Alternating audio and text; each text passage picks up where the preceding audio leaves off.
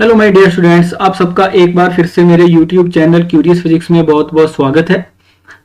और आप सबको मेरी तरफ से बहुत बहुत नमस्कार। आज हम स्टार्ट करने वाले हैं chapter 11 of your NCERT book और चैप्टर का नाम है dual nature of radiation and matter.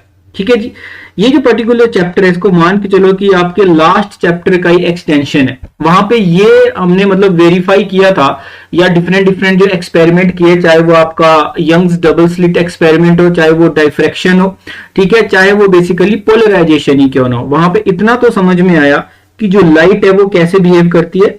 Light behave करती है आपका वेव नेचर। वेव नेचर समझ में आता है कि वेव नेचर मतलब वो वेव की तरह मूव करती है। ठीक है, और ये हमें चैप्टर नंबर आई थिंक 7 से भी पता है, चैप्टर नंबर 8 से भी पता है हमें कि जो लाइट है आपका वो क्या होती है। लाइट आपकी इलेक्ट्रोमैग्नेटिक वेव होती है। क्या होती है आपका? इलेक्ट्रोमैग्नेटिक वेव होती है लाइट।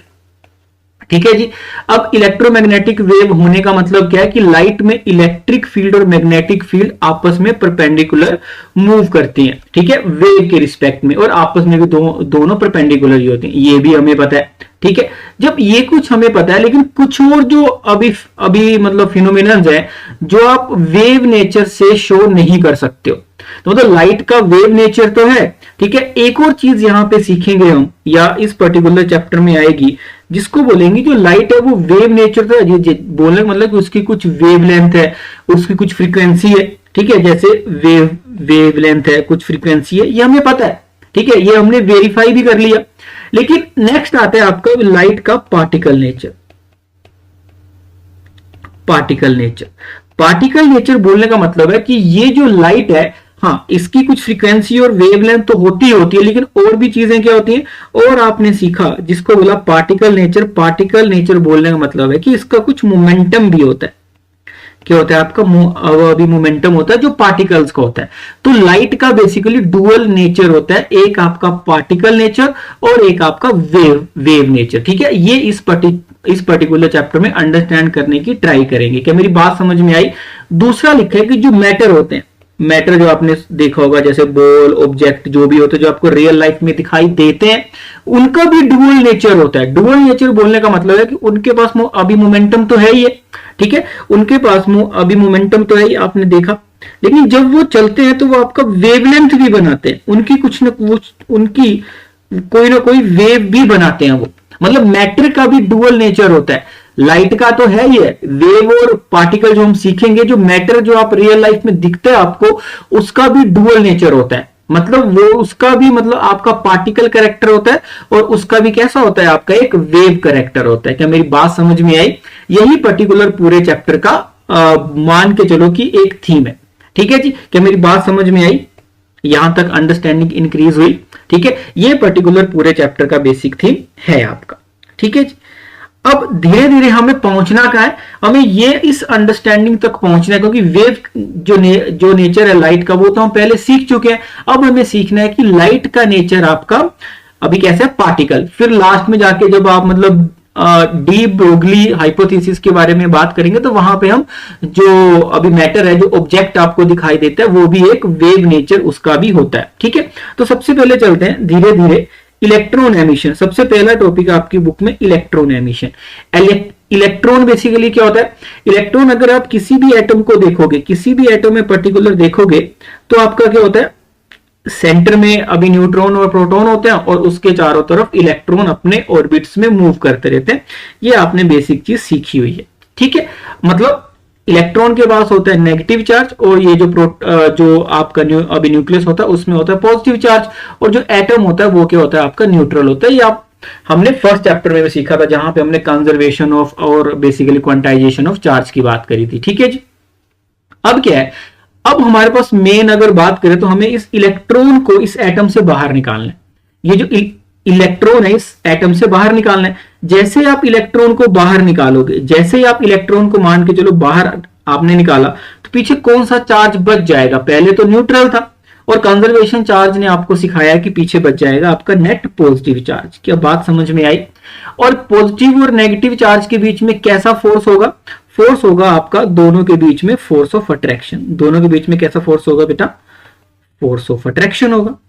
अब जब दोनों के बीच में फोर्स ऑफ अट्रैक्शन होगा, जब दोनों के बीच में फोर्स ऑफ अट्रैक्शन होगा, तो बोलने का मतलब है कि ये इलेक्ट्रॉन जब बाहर जाना चाहेगा तो इसको बाहर ये नहीं जा पाएगा, क्योंकि इसका जो पीछे जो एटम बच जाएगा उसको अपनी तरफ फोर्स ऑफ अट्रैक्शन से क्या करेगा, बेसिकली पुल करेगा।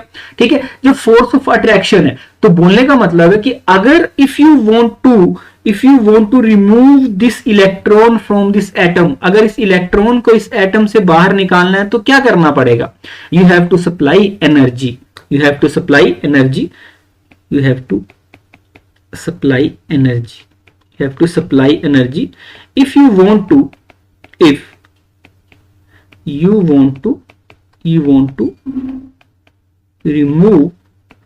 remove this electron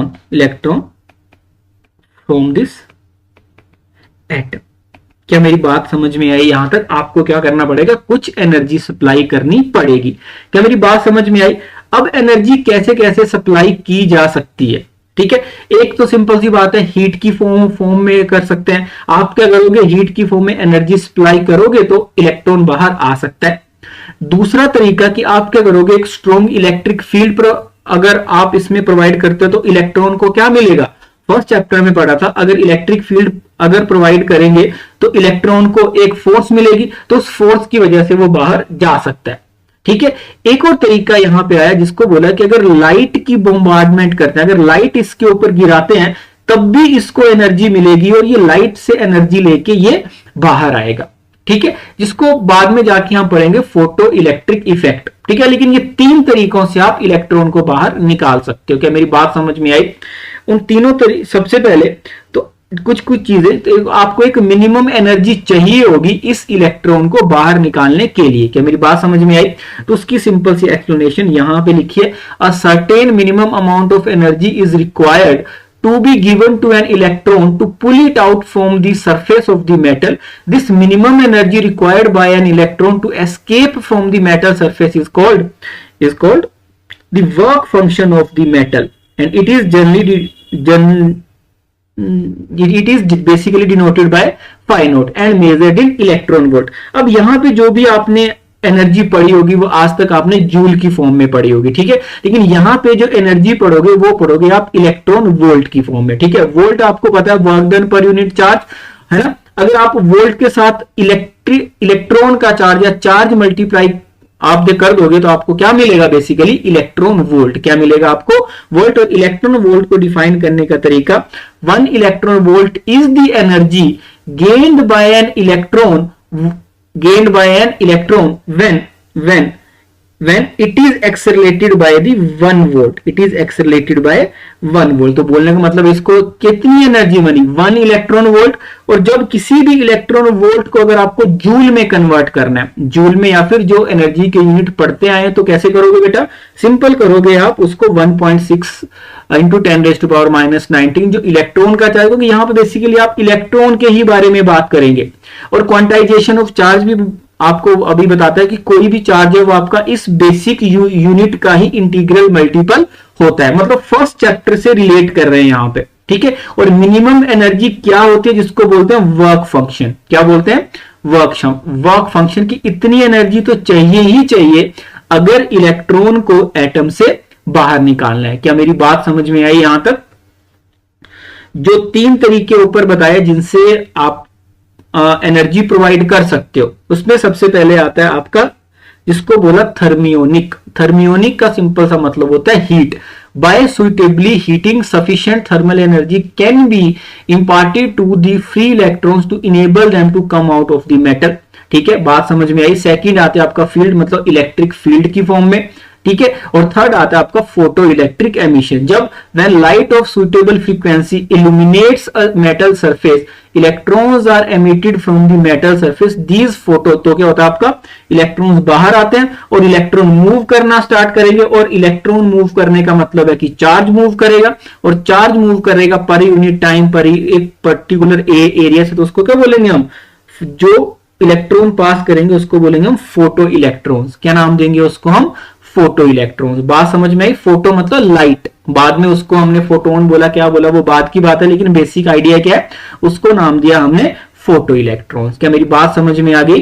ठीक है, जो लाइट की वजह से इलेक्ट्रॉन बाहर जाएंगे। ठीक है, बोलने का मतलब कि थर्ड पॉइंट जो यहाँ पे है, जिस पूरे चैप्टर में हम पढ़ने भी वाले हैं, यही लिखा है यहाँ पे कि लाइट के पास भी ताकत है, एक तो एनर्जी इंपार्ट करने की और दूसरा इलेक्ट्रॉन्स को बाहर निकालने की। क्या मेरी बात समझ में आई? अब नेक्स्ट आता है जो अभी मतलब थ्योरी पोर्शन, लेकिन उसको मैं थोड़ा थोड़ा बता देता हूं। ठीक है, अब आता है कि कुछ लोगों ने क्या क्या ऑब्जर्व किया, क्या क्या ऑब्जर्व किया। फोटो इलेक्ट्रिक इफेक्ट जो हर्ट्ज थे, आपके हेनरिक हर्ट्ज, जिनके बारे में आपने सुना होगा, उन्होंने फोटो इलेक्ट्रिक इफेक्ट या बोला कि उन्होंने क्या एक्सपेरिमेंट किया, क्या उन्होंने ऑब्जर्व किया। ठीक है, वो क्या कर रहे थे, लाइट की वेव नेचर के ऊपर कुछ मतलब वो काम कर रहे थे। ठीक है, कि उन्होंने क्या देखा कि जब कोई मतलब ट्यूब, मान लिया कोई ट्यूब है, उन्होंने क्या देखा, यहां पे कोई मेटल सरफेस है, यहां पे कोई मेटल सरफेस है, और इस मेटल सरफेस पे जब लाइट गिर रही है, लाइट गिर रही है इस मेटल सरफेस पे, इस मेटल सरफेस पे क्या आ रहा है बेटा, इस मेटल सरफेस पे गिर रही है लाइट, और जब लाइट गिर रही है इस मेटल सरफेस से, तो उन्होंने क्या किया कि इसको एक सर्किट से कनेक्ट किया हुआ है। तो यहां से कुछ इलेक्ट्रॉन निकल रहे हैं, क्या निकल रहे हैं, यहां से कुछ इलेक्ट्रॉन, और इलेक्ट्रॉन क्या कर रहे हैं, इलेक्ट्रॉन्स ने मूव करना स्टार्ट कर दिया।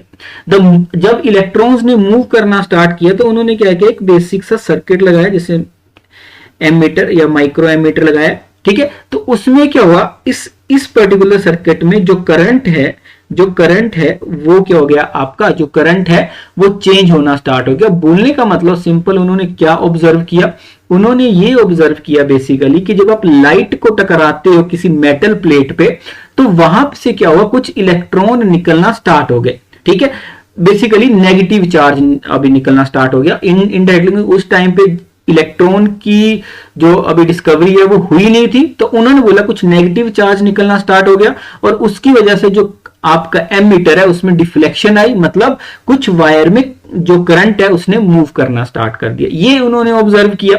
इसी ऑब्जर्वेशन को आगे लेके गए आपका हेल्वेश एंड लिनार्ड। हेल्वेश एंड लिनार्ड उन्होंने क्या किया, उन्होंने भी सेम चीज, मतलब ऐसे ही रिलेटेड ऑब्जर्वेशन, उन्होंने क्या किया, यूवी लाइट को किसी मेटल प्लेट, एक सर्किट बनाया उन्होंने। ठीक है जी, एक सर्किट में एक क्या रखी है, मेटल प्लेट रखी है बीच में, उसमें भी क्या किया उन्होंने, सेम लाइट गिराना स्टार्ट किया, लाइट रेज आई, और जब लाइट रेज आई तो यहां से क्या हुआ, कुछ इलेक्ट्रॉन्स निकलना या नेगेटिव चार्ज अभी निकलना स्टार्ट हुआ। जब इलेक्ट्रिक चार्ज निकलना स्टार्ट हुआ, और ये जो लाइट थी वो थी बेसिकली यूवी रेडिएशन या यूवी लाइट। आपने पढ़ा था इलेक्ट्रोमैग्नेटिक वेव में कि अल्ट्रावायलेट रेडिएशन होती है। जब इलेक्ट्रॉन निकलना स्टार्ट हुआ, तो इलेक्ट्रॉन जब निकलना स्टार्ट हुआ, तो उसने क्या किया, अगेन सर्किट में जो करंट है उसको चेंज कर दिया। ये इन्होंने किया। फिर इन्होंने और क्या किया, इन्होंने कुछ और चीजें भी करी। इन्होंने बोला कि हाँ यार, मतलब नेगेटिव चार्ज या फिर इलेक्ट्रॉन तो निकल रहा है, अच्छी बात है, अभी मतलब निकल रहा है, लेकिन इलेक्ट्रॉन्स को उन्होंने कुछ चीजें स्टडी करी। उन्होंने कुछ चीजें स्टडी करी। सबसे पहले तो क्या किया, बोला कि हम क्या करते हैं, लाइट की इंटेंसिटी को चेंज करते हैं। तो सबसे पहला फोकस क्या रखा उन्होंने कि लाइट की इंटेंसिटी को चेंज किया। ठीक है, सेकंड चीज क्या करी उन्होंने, फ्रीक्वेंसी को चेंज किया। ठीक है, और एक और चीज बोला, एक और चीज को किया उन्होंने जिसको बोला पोटेंशियल या पोटेंशियल चेंज करके देखा, जिस सर्किट से उसको कनेक्ट किया था। इन चीजों को वेरी किया। फिर उन्होंने देखा कि कैसे कैसे आपका जो करंट है इसका क्या इफेक्ट आ रहा है, impact of these variations, impact of these variations on current, these variations on current, कि करंट के ऊपर उसका क्या क्या इफेक्ट आ रहा है। जो ये इलेक्ट्रॉन अभी आपके जो भी इलेक्ट्रॉन निकल रहे हैं, मतलब इलेक्ट्रॉन तो निकल ही रहे हैं, ठीक है, इलेक्ट्रॉन तो अभी निकल रहे हैं, लेकिन उनका नंबर, उनकी स्पीड, ठीक है, कब उनको रोक सकते हैं, उन्होंने डिफरेंट पैरामीटर्स पे चेक किया। ठीक है, और अपनी ऑब्जर्वेशंस की कि कैसे कैसे ये अफेक्ट करता है। अब हमें माइंड में रखना कि हमें पहुंचना कहां है, हमें पहुंचना है बेसिकली कहां पे, कि लाइट को एक पार्टिकल की तरह लाइट बिहेव करती है, उस फॉर्म में पहुंचना है। क्या मेरी बात समझ में आई? ये आप समझ गए यहां तक, ठीक है जी। अब जो सेटअप है जहां पे हमने फोटो सब एक्सपेरिमेंट जो छोटे छोटे ऊपर किए सबने, उसको क्या किया हमने, फोटो इलेक्ट्रिक इफेक्ट का नाम दिया। किसका नाम दिया हमने फोटो इलेक्ट्रिक इफेक्ट का। और फोटो इलेक्ट्रिक इफेक्ट का जो सेटअप है वो कुछ ऐसा है। इस सेटअप में क्या है, एक इवैक्यूएटेड ग्लास ट्यूब है, ठीक है जी।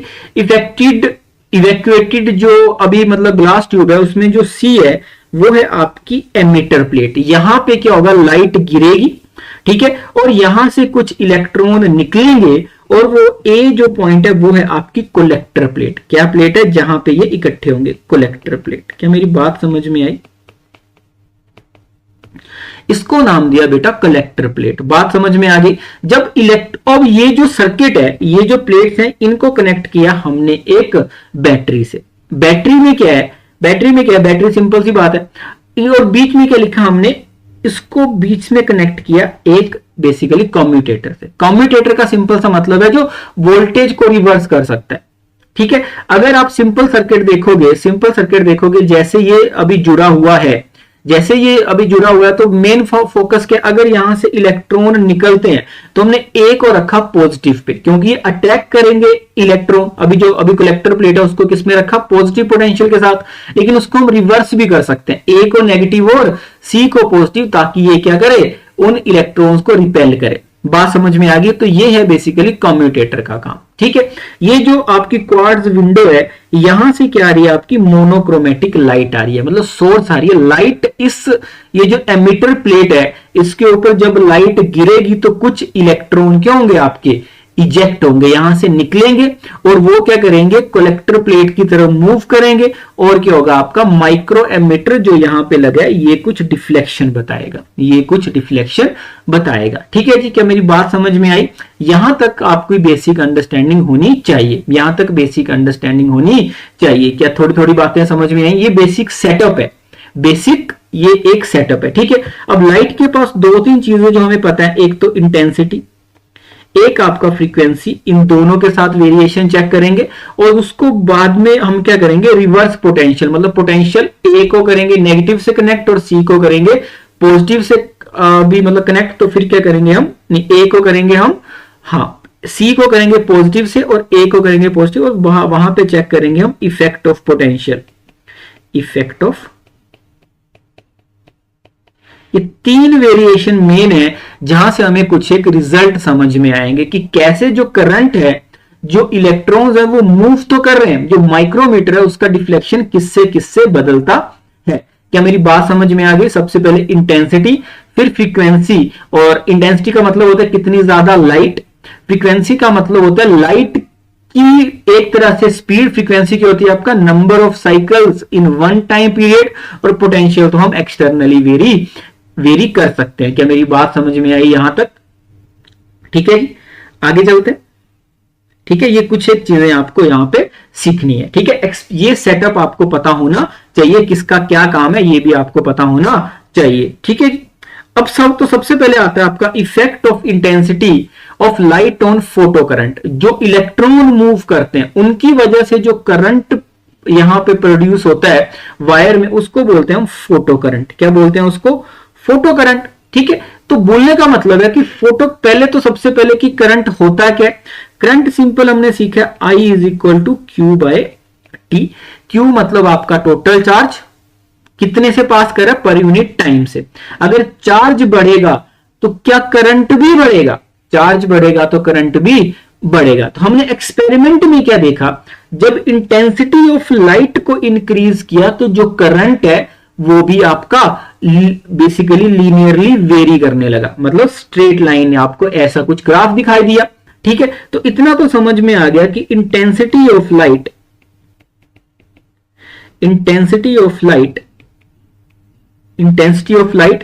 is directly proportional to photocurrent, क्या मेरी बात समझ में आ गई? Intensity of light is directly proportional to photo current. अगर फोटो करंट इंक्रीज हो रहा है तो बोलने का मतलब है कि चार्ज इंक्रीज हो रहा है, और इस केस में चार्ज है क्या? इस केस में चार्ज है आपका electron.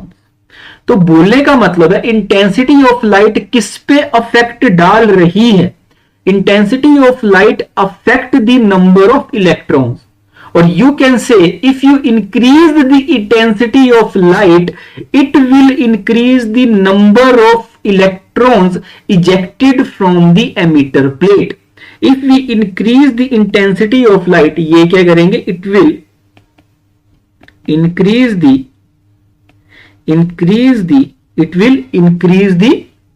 number of ejected electron. Are you able to understand my point or not?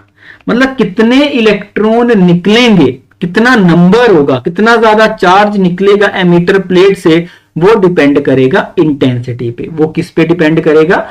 Intensity पे। क्या मेरी बात समझ में आ गई? पक्की बात। इंटेंसिटी पे क्या इफेक्ट पड़ेगा? इंटेंसिटी से क्या होगा आपका, यहां फिर से अच्छे से मतलब जो भी थ्योरेटिकल पोर्शन है वो आगे अभी लिख लेंगे, ठीक है। लेकिन समझ में आया, नंबर ऑफ इलेक्ट्रॉन चार्ज को बढ़ाएगा कौन? इंटेंसिटी। क्या मेरी बात समझ में आई? पक्की बात, ठीक है जी। नेक्स्ट आता है आपका effect of potential on photo electric current, ठीक है जी। अब सबसे पहले तो ये देखो, इसी में कर ले, चलो नीचे करते, ठीक है। हमने क्या किया, ये आपकी इवैक्यूएटेड ट्यूब है, मान के चलो, ये क्या है आपकी, मान के चलो इवैक्यूएटेड ट्यूब है। यहां से ये एमिटर वाला पार्ट है, ये वाला आपका कलेक्टर पार्ट है, ठीक है जी। ऐसे लिखा है ना ऊपर, नोटेशंस देख लेता हूं एक बार, ठीक है। एमिटर को सी लिखा है, ये वाला सी है, ये एमिटर और ये आपकी बेसिकली कलेक्टर प्लेट, ठीक है। यहां से इलेक्ट्रॉन चलेंगे, बात समझ में आई? इस डायरेक्शन में नॉर्मल, इसको क्या किया, ये जो ए पार्ट है इसको किया हमने पॉजिटिव से कनेक्ट और इसको किया नेगेटिव से, ठीक है जी। अगर मैं क्या करता हूं, इस पॉजिटिव या फिर बोल सकते हो अब मैं पोटेंशियल डिफरेंस इंक्रीज करता हूं। फर्स्ट कंडीशन क्या है, मैं क्या करता हूं, पोटेंशियल डिफरेंस इंक्रीज करता हूं। क्या मेरी बात समझ में आई? अगर मैं पोटेंशियल डिफरेंस इंक्रीज करता हूं तो जो करंट है, जो आपके इलेक्ट्रॉन्स है, अब इलेक्ट्रॉन्स के पास कुछ एनर्जी होगी, ये अभी जा रहे होंगे। जब मैं पोटेंशियल डिफरेंस इंक्रीज करूंगा तो क्या इलेक्ट्रिक फील्ड इंक्रीज होगी, और इलेक्ट्रिक फील्ड इंक्रीज होगी तो बोलने का मतलब है इन इलेक्ट्रॉन्स के ऊपर ज्यादा फोर्स लगेगी, है ना। क्या मेरी बात समझ में आई? और ये और फास्ट यहां से सी पॉइंट से ए तक पहुंच जाएंगे, सी पॉइंट से ए तक पहुंच जाएंगी। क्या मेरी बात समझ में आई? तो क्या इंक्रीज होगा, if in this situation if we increase potential difference then the current will increase. क्या मेरी बात समझ में आई? ऐसा तो हो सकता है ना कि जब लाइट ने इंटेंसिटी से लाइट एक पर्टिकुलर फ्रीक्वेंसी पे, यहां पे हम क्या कर रहे हैं, फ्रीक्वेंसी को चेंज नहीं कर रहे हैं। यहां पे क्या है, यहां पे याद रखना, इस वाले पे फ्रीक्वेंसी कांस्टेंट है, यहां पे सिर्फ हम इंटेंसिटी वेरी करवा रहे हैं, एक एक करके बात करेंगे। फ्रीक्वेंसी यहां पे क्या रखी हुई है, कांस्टेंट रखी हुई है। तो फ्रीक्वेंसी जब कांस्टेंट है, फ्रीक्वेंसी की वजह से कुछ एनर्जी इलेक्ट्रॉन को मिली, ठीक है। किसी इलेक्ट्रॉन को ज्यादा मिली, किसी को कम मिली, तो जो सबको सेम तो पक्का नहीं मिली, ठीक है जी। तो जब इलेक्ट्रॉन ने चलना स्टार्ट किया तो किसी जिसके पास ज्यादा काइनेटिक एनर्जी थी वो इजीली पहुंच पा रहा था ए तक, किसी के पास कम थी वो नहीं पहुंच पा रहा था। लेकिन जैसे आपने इलेक्ट्रिक फील्ड या फिर पोटेंशियल डिफरेंस इंक्रीज किया तो क्या उसको ज्यादा अभी मतलब पुश मिला, तो जो इलेक्ट्रॉन नहीं पहुंच पा रहा था वो भी इजीली पहुंच गया, ठीक है। इस सिचुएशन में क्या हुआ, आपका पोटेंशियल डिफरेंस की वजह से आपका जो करंट है वो करंट बढ़ गया। बात समझ में आ गई? लेकिन जो आपने पोटेंशियल डिफरेंस एक लेवल तक ही बढ़ा सकते हो, ठीक है। पोटेंशियल डिफरेंस बोलने का मतलब if you again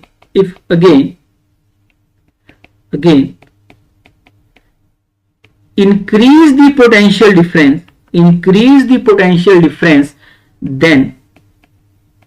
then current will increase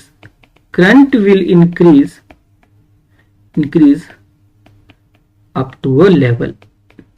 मतलब एक लेवल, शुरू में तो करंट बढ़ना स्टार्ट हो जाएगा, शुरू में तो जो अभी करंट है वो बढ़ना स्टार्ट हो जाएगा, क्योंकि जो इलेक्ट्रॉन नहीं पहुंच पा रहे थे वो भी इस पोटेंशियल डिफरेंस इंक्रीज करने से वहां पे पहुंचने लगे पॉइंट ए पे। लेकिन फर्दर जो पोटेंशियल अब चाहे आप पोटेंशियल डिफरेंस जितना मर्जी बढ़ा लो, लेकिन जो इलेक्ट्रॉन यहां पे अगर सारे के सारे ए पॉइंट पे पहुंच गए तो और इलेक्ट्रॉन थोड़ी आ जाएंगे एक्स्ट्रा, जब सारे ही पहुंच गए तो पोटेंशियल डिफरेंस एक लेवल तक ही मतलब बोल सकते हो करंट को बढ़ा पाएगा, and the maximum value of that current and the I max जो फिर एक पोटेंशियल पे आएगा एक पर्टिकुलर सिचुएशन पे, उसको नाम दिया हमने सैचुरेशन करंट। क्या नाम दिया उसको हमने? Saturation current. क्या मेरी बात समझ में आई? उसको क्या नाम दिया हमने? Saturation current. ठीक है, मतलब जो करंट है उसके ज्यादा बढ़ ही नहीं सकता, आप पोटेंशियल डिफरेंस जितना मर्जी बढ़ा लो। कौन सा वाला? जब आपने ए पे पॉजिटिव रखा है और सी पे क्या रखा है? नेगेटिव रखा है। ये तो पहली सिचुएशन आ गई। क्या मेरी बात समझ में आ गई? दूसरी सिचुएशन की अगर बात करते हैं, सेम चीज है, लेकिन अब क्या किया मैंने? अब क्या किया? सेम सिचुएशन ऐसे रखी, मैंने यहां पे नेगेटिव पोटेंशियल से कनेक्ट कर दिया। जो ऊपर जो कम्यूटेटर है उसने क्या किया? यहां पे नेगेटिव कर दिया और यहां पे पॉजिटिव कर दिया। तो अब इलेक्ट्रॉन्स कहां जाएंगे? जो भी इलेक्ट्रॉन्स है अंदर, इलेक्ट्रॉन्स वो क्या करेगा? ये नेगेटिव वाला उसको रिपेल करेगा, तो उनका ऐसे जाना स्टार्ट हो जाएगा। तो करंट इंक्रीज होगा कि डिक्रीज होगा? जो करंट है वो अभी डिक्रीज होगा, क्योंकि इलेक्ट्रॉन वहां पे पहुंच ही नहीं पाएंगे। क्या मेरी बात समझ में आई? और एक पोटेंशियल ऐसा आएगा जब पूरा का पूरा जो करंट है वो क्या हो जाएगा? आपका जीरो। जब आप इसको इंक्रीज करोगे तो ये क्या हो जाएगा? आपका जीरो। क्या मेरी बात समझ में आई? ठीक है, और उस चीज को बोलेंगे when current is zero,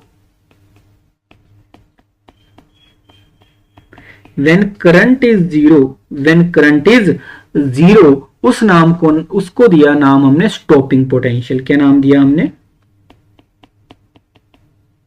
stopping potential. बात समझ में आई? सैचुरेशन करंट कब? जब आपके इलेक्ट्रॉन मूव कर रहे हैं जो बेसिकली करंट को बढ़ा रहे हैं, फिर हमने जैसे पोटेंशियल रिवर्स किया तो उसकी वजह से क्या हो गया? जो करंट है वो जीरो हो गया, मतलब इलेक्ट्रॉन पहुंच ही नहीं पा रहे। जब इलेक्ट्रॉन पहुंच ही नहीं पा रहे तो उसको नाम दिया हमने स्टॉपिंग पोटेंशियल। जिस पोटेंशियल पे बिल्कुल करंट जीरो हो गया उसको नाम दिया हमने स्टॉपिंग पोटेंशियल। क्या मेरी बात समझ में आई है कि नहीं? बात समझ में आई? अब ये देखो, ये पर्टिकुलर सिचुएशन ऐसा कुछ ग्राफ हमें मिला।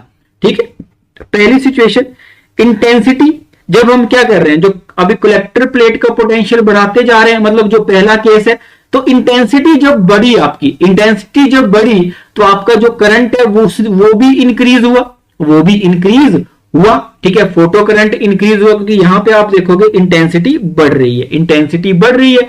I3 is greater than I2 is greater than I1। क्या मेरी बात समझ में आई? जब इंटेंसिटी बढ़ रही है तो नंबर ऑफ इलेक्ट्रॉन्स, मतलब नंबर ऑफ करंट जो है वो बढ़ रहा है। वो जो अभी नंबर ऑफ करंट है, वो जो आपकी जो बेसिकली जो करंट की वैल्यू है वो बढ़ रही है, लेकिन एक टाइम के बाद जो करंट है वो बढ़ नहीं पा रहे। यहां पे देखोगे स्ट्रेट लाइन आ गई, यहां पे स्ट्रेट लाइन। इन तीनों को क्या नाम दिया फिर हमने? Saturation current. क्या नाम दिया हमने? सैचुरेशन करंट, क्योंकि एक से उससे ज्यादा थोड़ी एक इंटेंसिटी कुछ ही, मतलब एक फिक्स नंबर ऑफ इलेक्ट्रॉन ही तो निकाल पाएगी। अगर नंबर ऑफ इलेक्ट्रॉन्स को इंक्रीज करना है तो आपको इंटेंसिटी को बढ़ाना पड़ेगा, तब करंट बढ़ जाएगा, लेकिन उसमें भी आपका एक लेवल तक ही बढ़ पाएगा, जिसको बोला हमने सैचुरेशन करंट। क्या नाम दिया होगी उसको? हमने सैचुरेशन करंट। क्या मेरी बात समझ में आई यहां तक? लेकिन एक चीज जो बहुत ही मतलब बोल सकते हो कि वो बहुत ही एक मतलब आश्चर्यचकित करने वाली चीज, यू कैन से कि बहुत ही एक इंटरेस्टिंग रिजल्ट आपको मिला, एक बहुत ही इंटरेस्टिंग अभी मतलब रिजल्ट आपको मिला। वो क्या रिजल्ट था?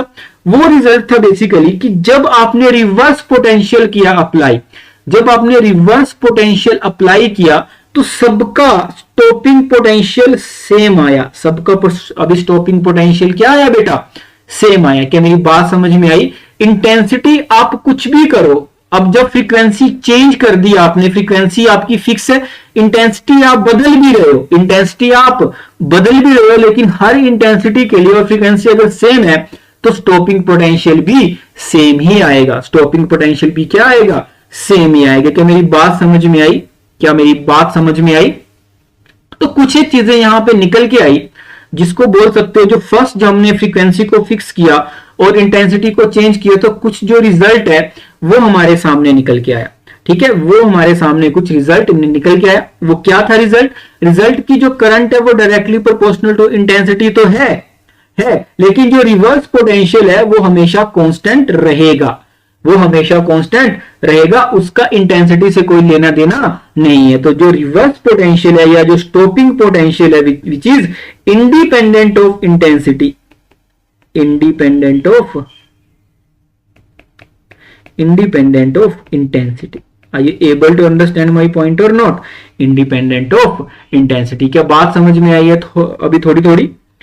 ये कुछ एक चीजें जो आपको अगर एग्जाम में आते हो आपको अभी प्रॉपरली लिखना आना चाहिए कि एग्जाम में लिखना कैसे, ये मैंने एनसीईआरटी से लिए। सबसे पहला पॉइंट है, if we increase the accelerating potential, मतलब जो ए पॉइंट है उसको भी किससे जोड़ा है? पॉजिटिव से एक्सेलरेट कर रहे हैं, मतलब जो इलेक्ट्रॉन है उसको ज्यादा फोर्स मिल रही है, ठीक है। एक्सेलरेट प्लेट अब further a photo current does not increase this maximum value of photo electric current is called saturation current. की एक पर्टिकुलर लेवल के बाद आप जो करंट है उसको बढ़ा सकते नहीं। क्या मेरी बात समझ में आई? सेकंड जो हमने बात करी उसकी डेफिनेशन भी आपको, मतलब उसकी स्टेटमेंट अगर एग्जाम में आती तो लिखनी आनी चाहिए। वो क्या है? The minimum negative potential V naught given to the plate A for which the photo current stops or becomes zero is called cut off or stopping potential। जो आपने जब रिवर्स कर दिया पोटेंशियल डिफरेंस, मतलब बैटरी का पहले positive आपका C के साथ था, नहीं सॉरी पॉजिटिव A के साथ था और नेगेटिव A के साथ था, ठीक है। फिर क्या आपने रिवर्स कर दिया, जो पॉजिटिव कर दिया आपने किसके साथ? आपकी जो एमिटर प्लेट है, और नेगेटिव कर दिया आपने जो आपकी कलेक्टर प्लेट है। बात समझ में आई? तो for a given frequency of the incident radiation the stopping potential is independent of the intensity. याद रखना हमेशा मेरी बात, intensity is directly the current, photo current जो सर्किट में चलेगा is directly proportional to intensity, but stopping potential का intensity से कोई लेना देना नहीं है। स्टॉपिंग पोटेंशियल का इंटेंसिटी से कोई लेना देना नहीं है। क्या यहां तक मेरी बात समझ में आई? तो हमने दो फैक्टर कर लिए, इंटेंसिटी और आपका पोटेंशियल का असर, पोटेंशियल का असर, ठीक है जी। थर्ड आता है आपका फ्रीक्वेंसी का। अब क्या किया हमने? इंटेंसिटी को फिक्स रख दिया। इंटेंसिटी को क्या कर दिया? फिक्स कर दिया। नाउ इंटेंसिटी इज फिक्स पहला, and frequency is changing, frequency is changing. बात समझ में आई? कि मेरी बात समझ में आई? अगर इंटेंसिटी फिक्स है, इंटेंसिटी फिक्स है तो क्या नंबर ऑफ करंट जो आप, अगर इंटेंसिटी फिक्स है क्या नंबर ऑफ इलेक्ट्रॉन्स फिक्स है? अगर इंटेंसिटी फिक्स है तो नंबर ऑफ इलेक्ट्रॉन्स फिक्स है, मतलब सैचुरेशन करंट आपका फिक्स है। मतलब सैचुरेशन करंट क्या है आपका? फिक्स है। क्या मेरी बात समझ में आ गई? सैचुरेशन करंट एक लेवल से ज्यादा बढ़ पाता नहीं है। बात समझ में आई? अब जो फ्रीक्वेंसी है, फ्रीक्वेंसी ने क्या किया? फ्रीक्वेंसी ने क्या किया बेसिकली, जो इनडायरेक्टली मैं बताऊं, फ्रीक्वेंसी ने चेंज की आपका काइनेटिक एनर्जी और स्पीड ऑफ इलेक्ट्रॉन। बात समझ में आई?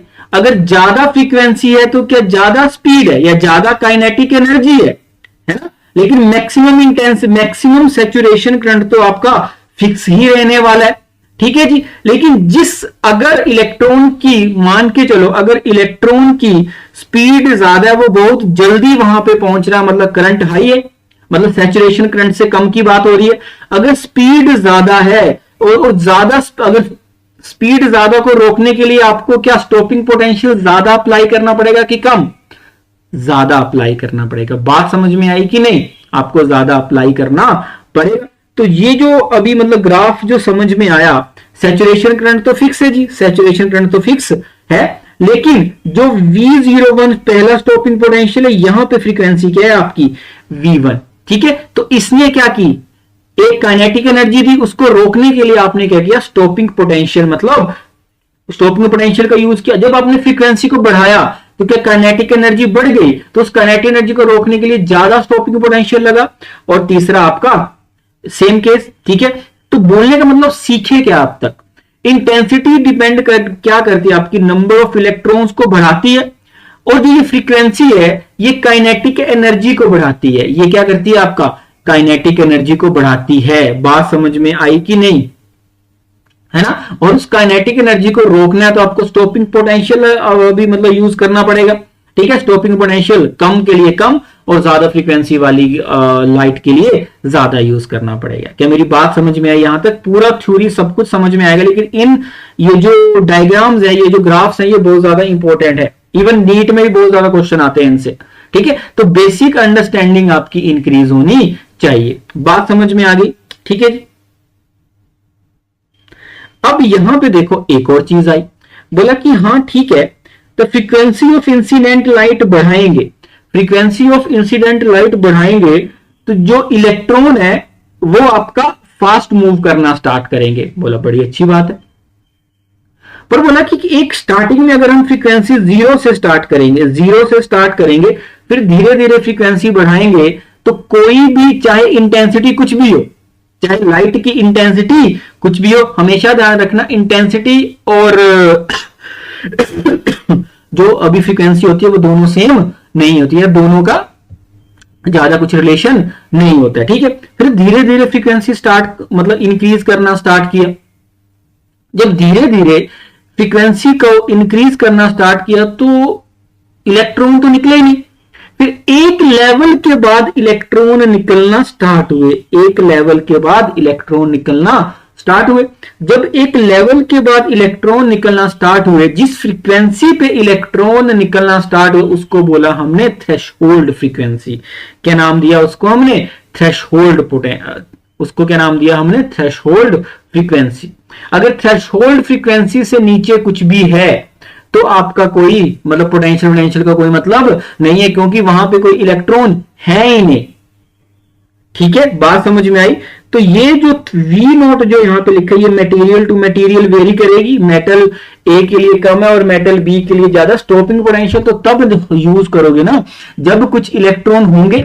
तो फ्रीक्वेंसी पे डिपेंड करेगा आपका क्या? फ्रीक्वेंसी पे डिपेंड करेगा क्या? नंबर ऑफ इलेक्ट्रॉन्स इजेक्ट हुए हैं कि नहीं, मतलब सॉरी इलेक्ट्रॉन स्टार्ट हो गए आपका इजेक्ट होना, इलेक्ट्रॉन्स आपके स्टार्ट हो गए इजेक्ट होना। क्या मेरी बात समझ में आई? तो V0 बेसिकली क्या है? आपकी minimum frequency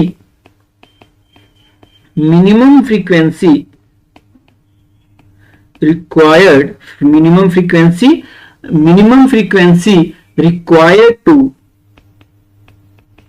start the you can say flow of electron। इससे नीचे इलेक्ट्रॉन निकलेगा ही नहीं, इससे नीचे इलेक्ट्रॉन निकलेगा ही नहीं। क्या मेरी बात समझ में आई यहां तक कि नहीं? ठीक है जी, इस ग्राफ का ये मतलब कि मिनिमम फ्रीक्वेंसी तो चाहिए। तो जो हमने सीखा बस उसको यहां पे अभी थ्योरी फॉर्म में कैसे लिखना है अगर एग्जाम में आ जाए।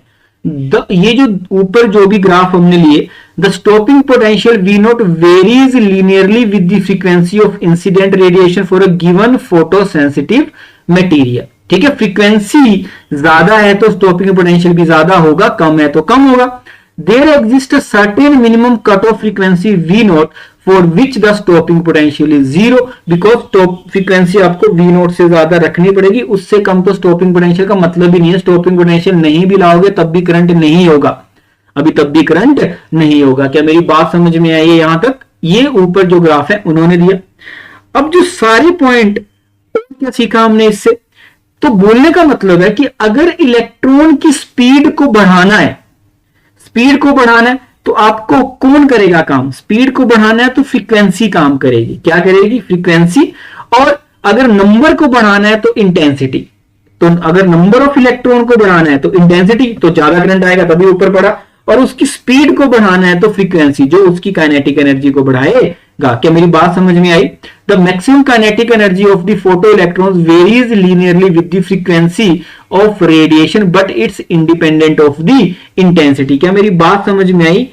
इलेक्ट्रॉन की जो काइनेटिक एनर्जी है, क्योंकि मास तो फिक्स है तो उसकी स्पीड चेंज होगी, तो काइनेटिक हाफ mv² होती है ना, तो जो आपकी उसकी स्पीड है या उसकी जो वेलोसिटी है उसका इंटेंसिटी से कोई लेना देना नहीं है। कि मेरी बात समझ में आई?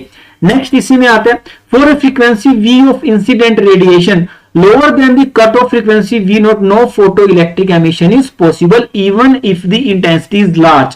तो फर्स्ट इजेक्शन करेगा कौन, फ्रीक्वेंसी पे डिपेंड करेगा। नंबर ऑफ इलेक्ट्रॉन्स कितने निकलेंगे वो तो इंटेंसिटी पे डिपेंड करेगा, लेकिन पहला इलेक्ट्रॉन जो निकलेगा उसके लिए मिनिमम फ्रीक्वेंसी तो पार करनी ही पड़ेगी, उसके लिए मिनिमम फ्रीक्वेंसी तो पार करनी ही पड़ेगी। क्या मेरी बात समझ में आई है ना? और ये जो अब तक सीखा, जो चारों पॉइंट है जो एक्सपेरिमेंट से सामने आए, जो एनसीईआरटी में भी लिखे हैं, वो आपको अच्छे से समझ आने चाहिए। और उसको मैं फिर से यहां पे अभी रिपीट करूंगा। इसका ये मतलब नहीं कि बार बार चीजें रिपीट हो रही है, अंडरस्टैंडिंग इंक्रीज करनी है, अंडरस्टैंडिंग इंक्रीज कर रही है, क्योंकि हमारा मेन एम क्या है, हमें बेसिकली पहुंचना क्या है, लाइट को हमें पार्टिकल नेचर साबित करनी है लास्ट में जाके कैसे भी, ये हमारा मेन एम है। कि मेरी बात समझ में आ गई?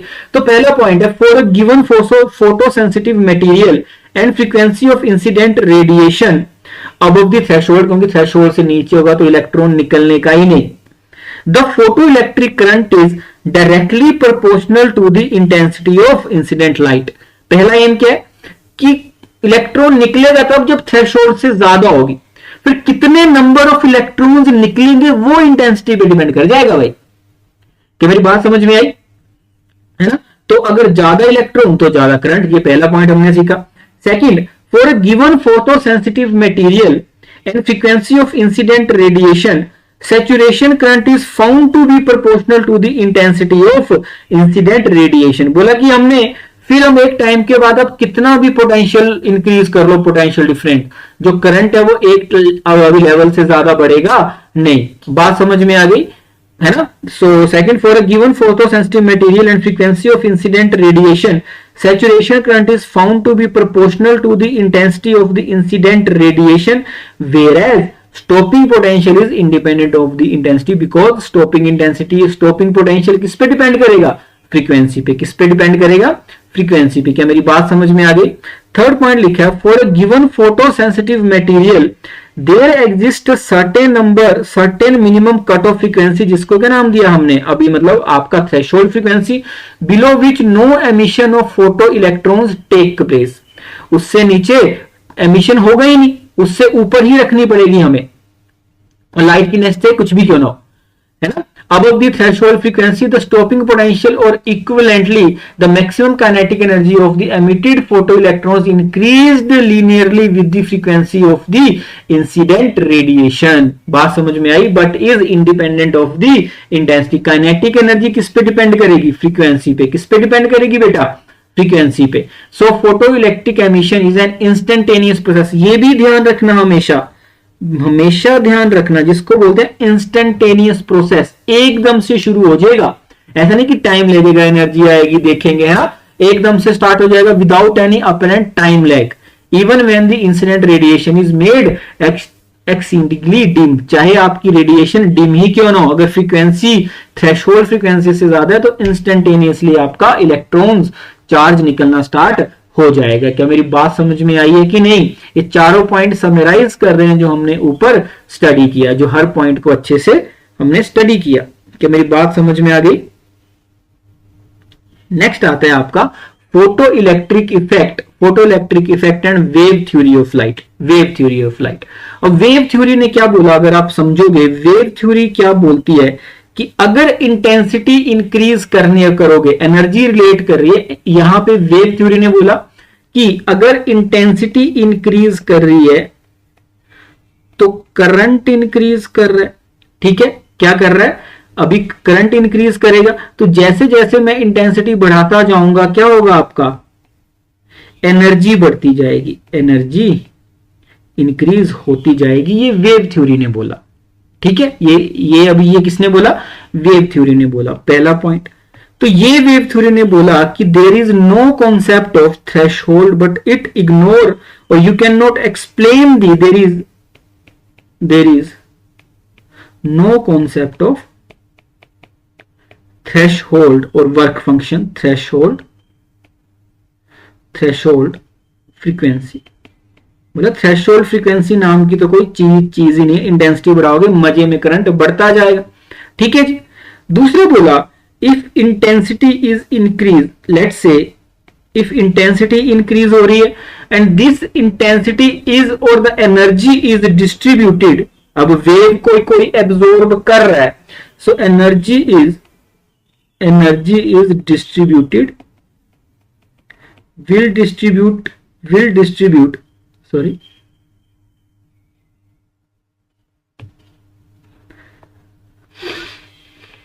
energy will distribute equally okay. और फिर क्या होगा, the kinetic energy of electrons will be same.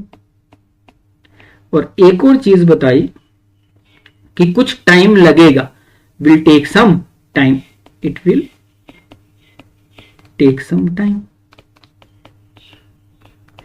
मगर वेव थ्योरी से फोटो इलेक्ट्रिक इफेक्ट को एक्सप्लेन करना है तो बोला कि एनर्जी इंटेंसिटी पे डिपेंड करेगी, जितनी ज्यादा इंटेंसिटी उतनी ज्यादा एनर्जी, है ना। तो क्या होगा, आपका इलेक्ट्रॉन्स बाहर आना स्टार्ट होंगे।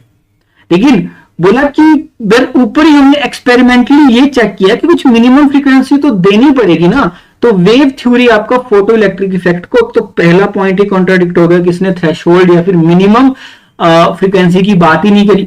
दूसरा पॉइंट बोला कि एनर्जी इक्वली डिस्ट्रीब्यूट होती है, क्योंकि जब लाइट आएगी और आपका कैसे होगी, आपका सबको इक्वल एनर्जी मिलेगी, है ना। तो क्या होगा, सबकी पहली बात तो इक्वल एनर्जी मिलेगी तो एनर्जी कम रह जाएगी, पर यूनिट इलेक्ट्रॉन बहुत ही कम एनर्जी मिलेगी, पर यूनिट एरिया बहुत ही कम एनर्जी मिलेगी, और तो सब कुछ टाइम लगेगा। लेकिन फोटो इलेक्ट्रिक इफेक्ट में हमने तो अभी बोला कि इंस्टेंटेनियसली ही आपके इलेक्ट्रॉन निकलना स्टार्ट हो जाते हैं। इनडायरेक्टली बोलने का मतलब कि wave theory can not explain the effect of photo electric effect. Wave theory can not explain the concept of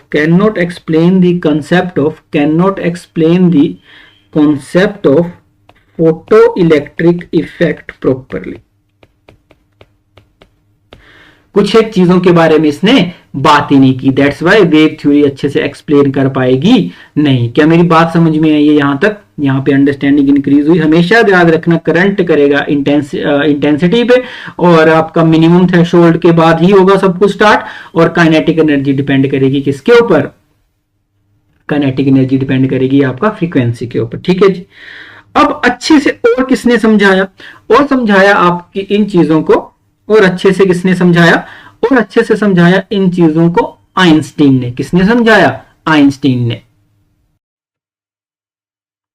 तो उस पॉइंट को सिखाया आपको Einstein's photoelectric equation energy quantum of radiation.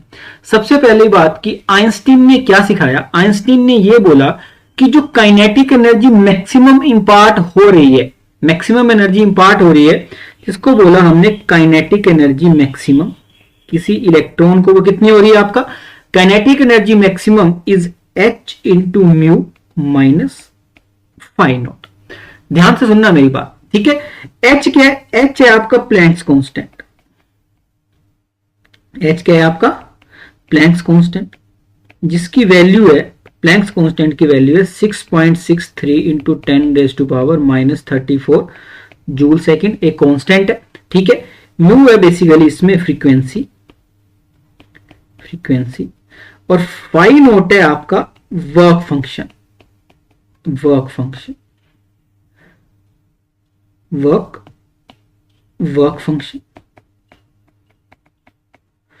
और ये रिलेट करता है आपका थ्रेशहोल्ड फ्रीक्वेंसी से, ठीक है। इसको क्या लिख सकता हूं मैं? इसको लिख सकता हूं मैं h mu not. h mu not क्या है? आपकी minimum threshold frequency. Mu naught क्या है? आपकी मिनिमम थ्रेशहोल्ड फ्रीक्वेंसी, जो हम ऊपर बात करते हैं, थ्रेशहोल्ड फ्रीक्वेंसी। इस इक्वेशन को समझना, इसने क्या बोला, ताकि आपका फोटो इलेक्ट्रिक इफेक्ट जो एक्चुअल में लोगों ने इस चीज को देखा कि एक्चुअल में हो रहा है, लेकिन वेव थ्योरी जो है, जो इसको एक्सप्लेन कर नहीं पा रही है, वेव थ्योरी इसको एक्सप्लेन कर नहीं पा रही है। बात समझ में आई? उन्होंने क्या बोला कि बोला जो लाइट है, लाइट कंसिस्ट करती है, light consist of basically a packets of energy radiation. Light जो है आपका कंटिन्यूस नहीं आ रही है। इन्होंने बोला light is form of you can say packets, or you can say light is basically nothing as a quantum. Basically is light is nothing but a quantum of radiation of energy. Light is nothing but quantum of radiation energy. Quantum of radiation energy, बात समझ में आई। Quantum का simple सा मतलब होता है packet. Packets की form में आ रही है लाइट। अब जो पैकेट्स की फॉर्म में आ रही है, फॉर एग्जांपल अब देखो ये कोई मेटल सरफेस है, मान के चलो नीचे बहुत सारे इलेक्ट्रॉन्स है, नीचे बहुत सारे इलेक्ट्रॉन्स है, किसी को ज्यादा एनर्जी चाहिए, किसी को कम चाहिए। लेकिन जब ये लाइट आएगी, जब लाइट आएगी, लाइट किस फॉर्म में आएगी? छोटे छोटे, ये मान के चलो ये पैकेट्स की फॉर्म में आएगी। किस फॉर्म में आएगी? छोटे छोटे पैकेट्स की फॉर्म में आएगी। जब एक पैकेट क्या क्या होगा, अब इसकी एनर्जी कितनी है? H into mu. कितनी एनर्जी है इसकी? H into mu. बात समझ में आ गई। जब ये एनर्जी किसको मिलेगी? एक इलेक्ट्रॉन को मिलेगी। दिस एनर्जी किसको मिलेगी? इलेक्ट्रॉन को मिलेगी। अगर ये इलेक्ट्रॉन वर्क फंक्शन से ज्यादा है, या बेसिकली इसकी फ्रीक्वेंसी थ्रेशोल्ड फ्रीक्वेंसी से ज्यादा है, तो इलेक्ट्रॉन क्या हो जाएगा? बाहर आ जाएगा। क्या आ जाएगा? बाहर आ जाएगा। अब कितने नंबर ऑफ इलेक्ट्रॉन्स निकलेंगे? एक पर्टिकुलर लाइट का सैंपल लिया, एक पर्टिकुलर लाइट का सैंपल लिया, तो उसमें fix number of this particular packet ही तो होंगे। अगर लाइट की क्वांटिटी को बढ़ाना है तो क्या बढ़ाना पड़ेगा? इंटेंसिटी। क्या बढ़ानी पड़ेगी? इंटेंसिटी। और इंटेंसिटी बढ़ेगी तो क्या बहुत ज्यादा पैकेट्स बढ़ जाएंगे, जिनका नंबर किसके बराबर होगा? जिनकी एनर्जी, एक की एनर्जी किसके बराबर होगी? एच म्यू के बराबर। और जो आपका इलेक्ट्रॉन होगा वो उस एच म्यू एनर्जी लेके क्या कर जाएगा? एच म्यू एनर्जी लेके क्या कर जाएगा बेटा? बाहर निकल जाएगा। अगर उसकी मिनिमम बाइंड, जो जिस एनर्जी से वो जुड़ा हुआ है, जितनी मिनिमम एनर्जी उससे ज्यादा मिल जाएगी तो वो बाहर निकल जाएगा। क्या मेरी बात समझ में आई? तो एक पैकेट की फॉर्म में है लाइट। वो किस फॉर्म में आ रही है? पैकेट की फॉर्म में। तो मिनिमम फ्रीक्वेंसी तो थ्रेशोल्ड से ऊपर होनी चाहिए। कितनी ज्यादा आ रही है वो इंटेंसिटी पे डिपेंड करेगा। अब तो ये जो एच म्यू है, यही तो काइनेटिक एनर्जी सप्लाई करेगी ना, यही तो काइनेटिक एनर्जी सप्लाई करेगी। बात समझ में आई? और कितनी ज्यादा लाइट आएगी वो इंटेंसिटी पे डिपेंड करेगा। वो किस पे डिपेंड करेगा? इंटेंसिटी पे डिपेंड करेगा। क्या मेरी बात समझ में आ रही है थोड़ी बहुत कि नहीं? है ना? तो जो ये एच म्यू है, तो बोला लाइट सीधी नहीं आ रही है, वो किस में आ रही है? पैकेट्स की फॉर्म में आ रही है। And this will impart basically impart kinetic energy या एनर्जी टू इलेक्ट्रॉन। और कितने ज्यादा इलेक्ट्रॉन निकलेंगे, काइनेटिक एनर्जी मैक्सिमम, जो आपके कम होंगे उनको कम मिलेंगे, जो आपका ज्यादा बाइंडिंग होंगे, लेकिन मैक्सिमम एनर्जी कौन देगा? H mu. लेकिन वर्क फंक्शन उसका माइनस हो जाएगा। क्यों हो जाएगा माइनस? उतनी तो मिनिमम चाहिए ना, भागने चलने से पहले मिनिमम 5 तो चाहिए, फिर भागना शुरू करेगा उसको खा के। क्या मेरी बात समझ में आ गई यहां तक? आई होप आपकी थोड़ी बहुत अंडरस्टैंडिंग इंक्रीज हुई होगी, थोड़ी बहुत अंडरस्टैंडिंग इंक्रीज हुई होगी। तो टोटल नंबर ऑफ इलेक्ट्रॉन्स करेंगे, कितनी लाइट आई मतलब इंटेंसिटी, और एनर्जी करेगी डिपेंड आपका फ्रीक्वेंसी पे। किस पे करेगी? फ्रीक्वेंसी पे। फ्रीक्वेंसी को ऐसे भी लिख सकते, frequency is equal to speed by wavelength भी लिखते हैं। ये भी आपको याद रहेगा तो अच्छी बात है। स्पीड बाय वेवलेंथ भी लिखते हैं। फोटोन के केस में लाइट किस स्पीड से आ रही है? स्पीड ऑफ लाइट, जिसको बोलते हो आप सी। तो frequency is equal to c by lambda. इसको बोलते हैं वेवलेंथ ऑफ लाइट। जिसको क्या बोलते हैं? Wavelength of light. क्या मेरी बात समझ में आई? तो इसी फॉर्मूले को, काइनेटिक एनर्जी मैक्सिमम, सबसे इंपॉर्टेंट इस फॉर्मूले को क्या लिखूं मैं? क्या लिखूं मैं? Kinetic H C by lambda minus H। उसकी कितनी होनी चाहिए? उसकी फ्रीक्वेंसी कितनी होनी चाहिए? C by lambda naught. बात समझ में आ गई? इन चीजों से चलोगे तो ज्यादा समझ में आएगा। इतनी एनर्जी मिली। क्या बात समझ में आ गई? अच्छे से समझ में आया सब कुछ? ठीक है, इतना। अब क्या बोला? अब ये समझ में आ गया। अब ये जो पैकेट्स की फॉर्म में आ रही है, बोला पैकेट टकराएंगे। जब दो चीजें आपस में टकराएंगी तो क्या आएगा बेटा? मोमेंटम। क्या आएगा बेटा? मोमेंटम। क्या मेरी बात समझ में आई? जब दो चीजें आपस में टकराएंगी तो, है ना, दो चीजें आपस में टकराएंगी तो क्या आएगा बेटा? मोमेंटम। मोमेंटम। लेकिन इतना याद रखो, मोमेंटम से पहले इतना चाहिए, जो पैकेट्स हैं, द पैकेट्स ऑफ लाइट्स को नाम दिया गया टेक्निकल टर्म समझने के लिए, जिसको बोला गया फोटोन्स। जिसको क्या नाम दिया गया? Photons. The packets of light, packet जो समझना है यहां पे, पैकेट्स ऑफ लाइट, जिस फॉर्म में लाइट आ रही है, पैकेट्स ऑफ लाइट, जिसको क्या नाम दिया गया हमने? लाइट। जिसको नाम दिया हमने फोटोन्स। जिसको क्या नाम दिया हमने? फोटॉन्स। क्या मेरी बात समझ में आई? फोटॉन्स क्या है? यही पैकेट है लाइट के। लाइट मतलब एक कंटिन्यूस नहीं आ रही है, पैकेट्स की फॉर्म में आ रही है, तो उनका कुछ मोमेंटम भी है, उनका कुछ मोमेंटम भी है। और मोमेंटम को लिखा जाता है पी से। किससे लिखा जाता है अभी मोमेंटम को? पी से। क्या मेरी बात समझ में आई? क्या मेरी बात समझ में आ गई? है ना, उसमें लिखा गया आपका मोमेंटम। क्या लिखा गया? आपका मोमेंटम। बात समझ में आई? और अगर फोटोन की बात करें तो फोटोन का मोमेंटम होता है E/c। और ये कितनी एनर्जी लेके चला था फोटोन? एक फोटोन कितनी एनर्जी लेके चला था? h into mu divide by c। और म्यू को क्या लिख सकता हूं मैं अभी? मतलब म्यू मतलब फ्रीक्वेंसी, फ्रीक्वेंसी को लिख सकता हूं मैं h into c by lambda into C. C से सी कट गया तो मोमेंटम कितना आया बेटा? h by lambda. h क्या है आपका? Planck's constant. और लैम्डा क्या है आपकी? Wavelength of light. क्या है आपकी? Wavelength of light. ये जो h म्यू है, ये क्या है आपकी? Energy. Energy you can say h mu is the energy provided by the photon. Energy provided by the photon. बात समझ में आई कि नहीं? तो कुछ मोमेंटम है तो ये निकल के आया। अगर कुछ मोमेंटम है तो यहां पे टर्म है मोमेंटम, यहां पे रिलेट कर रही है वो वेवलेंथ से। तो लाइट क्या है आपका? अगर जो आपका मोमेंटम होता है वो किन चीजों को होता है? मोमेंटम होता है आपका किसका? मोमेंटम होता है बेसिकली आपका पार्टिकल्स का। किसका होता है? पार्टिकल्स का। तो यहां से ये निकल के आया कि लाइट हैज पार्टिकल नेचर। क्या मेरी बात समझ में आई? मेरी बात समझ में आई?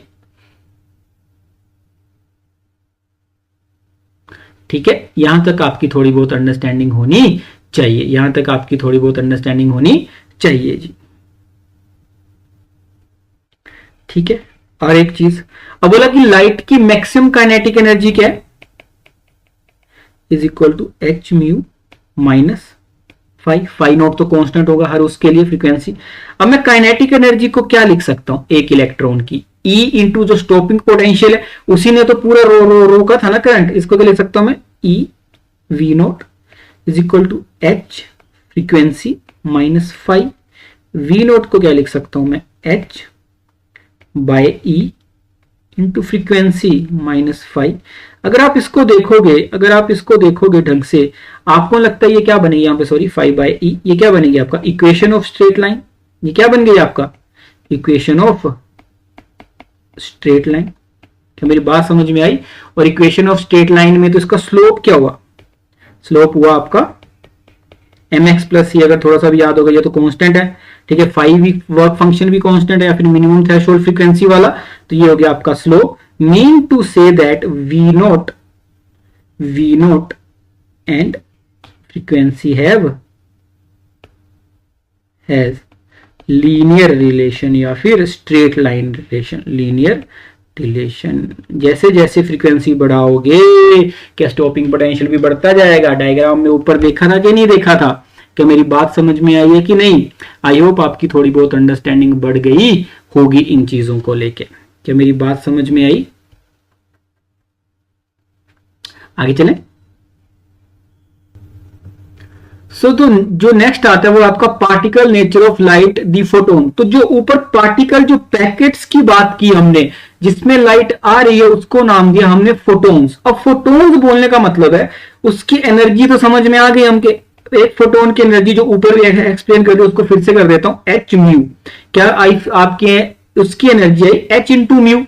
लेकिन ये भी देखा गया फिर बाद में कि उसको हम मोमेंटम से भी रिलेट कर सकते हैं, और मोमेंटम से रिलेट किया हमने E/c is equal to p. P क्या है? Basically momentum. और मोमेंटम किससे रिलेटेड होता है भाई? मोमेंटम रिलेटेड होता है आपका पार्टिकल से। अभी तक किससे रिलेटेड होता है? पार्टिकल से। तो E/p को क्या लिख सकता हूं मैं? h म्यू बाय सी, जो ऊपर लिखा बस फिर से उसको वैसे लिख रहा हूं, h इंटू म्यू की जगह c बाय लैम्डा, और c से c कट गया, क्या बन गया आपका? h by lambda. तो बोला लाइट का जो फोटोन है, जिस फॉर्म में अब लाइट आ रही है, वो क्या है आपका? एक पार्टिकल। अब वो एक वेव तो है ही, क्योंकि लैम्डा है, और दूसरा क्या चीज है उसमें? मोमेंटम भी है। क्या है उसमें? मोमेंटम। अगर उसमें मोमेंटम है तो वो कैसे बिहेव करेगा?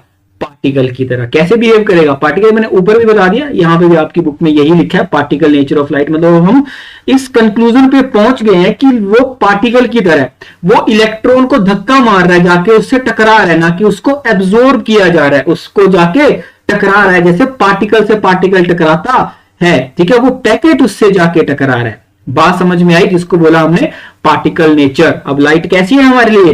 Particle nature. तो जहां से स्टार्ट किया था, जिस आइडिया से स्टार्ट किया था, वहां पे पहुंच गए हैं, वहां पे पहुंच गए हैं। बस ये सारे पॉइंट अच्छे से अभी समझ लेते हैं, फिर देखते हैं। ठीक है, in interaction of radiation with matter, radiation behave as if it is made up of particles called photons. तो किससे कैसी होती है लाइट आपका? पार्टिकल्स, या जो रेडिएशन है वो कैसी होती है? फोटोन्स की तरह, मतलब पैकेट्स होते हैं छोटे छोटे। Each photons have energy h mu, ये भी बात कर ली हमने। और जो मोमेंटम है वो क्या होता है आपका? E/c है, h mu by c, and c is speed of light. All photons of light of a particular frequency mu or wavelength lambda have the same energy and momentum.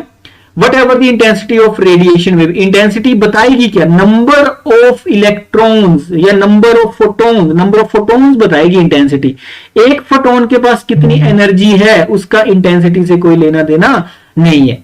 By increasing the intensity of light of given wavelength, there is only an increase in the number of photons per second crossing a given area, with each photon having the same energy. Thus the photon energy is independent of the intensity. Photons are electrically neutral, ये भी याद रखना, photons के पास कोई charge नहीं होता है, and not deflected by electric field and magnetic field, क्योंकि कोई चार्ज ही नहीं है ना।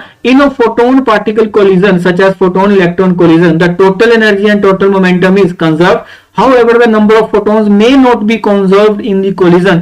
Photons may be absorbed or new photons may be created. लेकिन total momentum और total energy क्या रहती है? कंजर्व। ठीक है, फोटोन का नंबर ऊपर नीचे हो जाता है, लेकिन एक्सपेरिमेंटल स्टडी से पता चला है कि मोमेंटम और एनर्जी क्या रहती है मेरे भाई? कंजर्व रहती है। क्या रहती है? कंजर्व रहती है। कि मेरी बात समझ में आई? बस वही चीजें जो हमने ऊपर करी, उसी से रिलेटेड एग्जांपल है। Monochromatic light of frequency, this light की फ्रीक्वेंसी दी है 6 into 10⁻14 hertz is produced by a laser. मतलब लाइट वाली एनर्जी है तो इसकी total energy, the power emitted, और पावर एमिटेड कितनी है आपकी? Power is equal to 2 into 10⁻³ volt, ये टोटल पावर है ना। So what is the energy of a photon? Energy of photon अब भी सीख लिया हमने। लाइट कितनी एनर्जी लेके चल रही है? h2 म्यू के सोल्व कर लोगे। h की वैल्यू कितनी है? 6.6 into 10⁻34, और फ्रीक्वेंसी है 6 into 10⁻14। तो इजिली इसको सोल्व करके आंसर आ जाएगा answer. How many photons per second on an average are emitted by the source? ठीक है, अब टोटल पावर कितनी है? टोटल पावर की बात करूंगा तो कितनी होगी आपका? 2 into 10⁻², मतलब एनर्जी कितनी होगी? एनर्जी की अगर मैं बात करूं, एनर्जी, टोटल एनर्जी, एक से मल्टीप्लाई करना पड़ेगा। टोटल एनर्जी कितनी होगी? n into E, और एनर्जी बाय टाइम क्या होता है? Is equal to power. क्या यही होता है ना। तो n/t पूछा है, तो how many photons per second, तो n/t क्या हो जाएगा आपका? p/e। तो पावर आपकी कितनी दी है? 2 into 10⁻³ एनर्जी हमने निकाल दी। 6.6 into 10⁻34 4 into 6 into 10⁻14 के n आ जाएगा, आपका n की वैल्यू आ जाएगी। तो ये सिंपल याद रहेगा कि नहीं रहेगा? सिंपल टर्म में लिखा है, ज्यादा कुछ मुश्किल नहीं है। कैलकुलेशन वाला पार्ट आप ही को करना है। ठीक है जी, जितनी कैलकुलेशन खुद से करोगे उतना ज्यादा कॉन्फिडेंस बढ़ेगा, और आपकी मेमोरी में जो फॉर्मूले हैं उसको रट्टा मारने के बजाय आपके दिमाग में आ जाएगा कि उन फॉर्मूलाज को यूज कैसे करना है, उन फॉर्मूलाज को यूज कैसे करना है। कि मेरी बात समझ में आई? अगला example, the work function of caesium is 2.14। Work function कितना दिया है? 5, 2.14 इलेक्ट्रॉन वोल्ट, और इसको जूल में कन्वर्ट करना तो सीखा तो हमने कैसे, चार्ज से कर देना। अगर ऐसे ही होगा तो ऐसे 2.1.6 इंटू 10⁻⁻19 जूल हो गया ये, है ना। Find the threshold frequency. Threshold frequency निकालनी है तो phi is equal to h mu nought. Phi आपको दिया है, एच आपको पता है क्या म्यू नोट आ जाएगा, क्या म्यू नोट की वैल्यू आ जाएगी, डायरेक्टली पुट करनी है। Second, the wavelength of the incident light if the photocurrent is brought to be zero by a stopping potential of 0.60 volt। आपको स्टॉपिंग पोटेंशियल दिया है तो टोटल एनर्जी कितनी, मतलब मैक्सिमम काइनेटिक एनर्जी कितनी होगी, है ना। मैक्सिमम काइनेटिक एनर्जी कितनी होगी? मैक्सिमम काइनेटिक एनर्जी होती है EV नॉट, ठीक है। हमने फॉर्मूला याद होगा आपको, हमने लिखा था maximum kinetic energy which is equal to EV nought which is equal to h mu, जो फ्रीक्वेंसी फोटोन लेके आ रहा है, -5।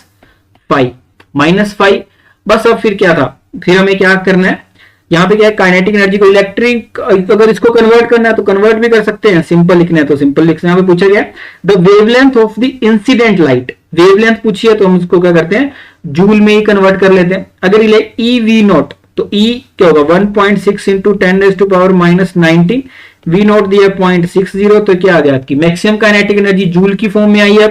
दूसरा H तो आपको बताइए क्या है, यहां पे क्या पूछा, फ्रीक्वेंसी लाइट है आपका C/λ, ये वाली वेवलेंथ आपसे पूछी है। फाई हमने ऊपर निकाल ली है, फाई की वैल्यू कितनी होगी आपका 2.14 इंटू 1.6 इंटू 10⁻⁻19 जूल, -19 जूल। ये वाला आपका रिलेशन H आपको पता है, C का 3.3 इंटू 10⁸ मीटर पर सेकंड जो आपकी स्पीड ऑफ लाइट होती है। सिंपल कैलकुलेट करोगे आंसर आ जाएगा, सिंपल कैलकुलेट करोगे आंसर आ जाएगा। ध्यान रखना कि बस इलेक्ट्रॉन वोल्ट को या तो पूरे को इलेक्ट्रॉन वोल्ट से कर लो या तो पूरे को ही जूल से कर लो, ठीक है। आपके हाथ में है, लेकिन दोनों तरफ यूनिट्स सेम होने चाहिए, both side the units should be same. कैसे होना चाहिए बेटा, दोनों साइड यूनिट्स सेम होने चाहिए। कि मेरी बात समझ में आई? बाकी तो सिंपल ही था।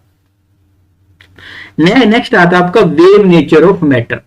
बहुत पढ़ लिया हमने, ये तो सीख गए हम कि लाइट पार्टिकल की तरह बिहेव करती है, और लाइट के जो छोटे छोटे पैकेट्स होते हैं वो होते हैं आपके फोटॉन्स। वो क्या होते हैं आपके फोटॉन्स। अब आता है आपका वेव नेचर ऑफ मैटर। बोला कि अब मैटर जो है, जो आपके रियल लाइफ में जो ऑब्जेक्ट दिखाई देते हैं, वो भी क्या होते हैं आपका, वो भी आपका वेव की तरह बिहेव करते हैं। किसकी तरह बिहेव करते हैं? वेव की तरह, पार्टिकल की तरह तो अभी वो करते हैं, क्योंकि उनके पास क्या होता है, मोमेंटम होता है। क्या होता है आपका, उनके पास मोमेंटम होता है, उनका कुछ मास होता है, ठीक है जी। तो हमने देखा इस पर्टिकुलर हाइपोथेसिस को लाए डी ब्रॉय, जिसको आप डी ब्रोगली के नाम से भी जानते होंगे, डी ब्रोगली वेवलेंथ। उस समय उन्होंने बोला था वेवलेंथ, जब किसी पार्टिकल का कोई मास है, मास क्या है, उनका पार्टिकल का मास है, और वो v वेलोसिटी से जा रहा है। अब लाइट की स्पीड नहीं है, जब मैटर होगा तो उसकी कोई अपनी स्पीड होगी या वेलोसिटी होगी, स्पीड से जा रहा है, और उसका अब उसका मोमेंटम क्या होगा, उसका मोमेंटम होगा m into v, m into v. तो उसकी वेवलेंथ कितनी होगी, wavelength is equal to h by p और h बाय mv।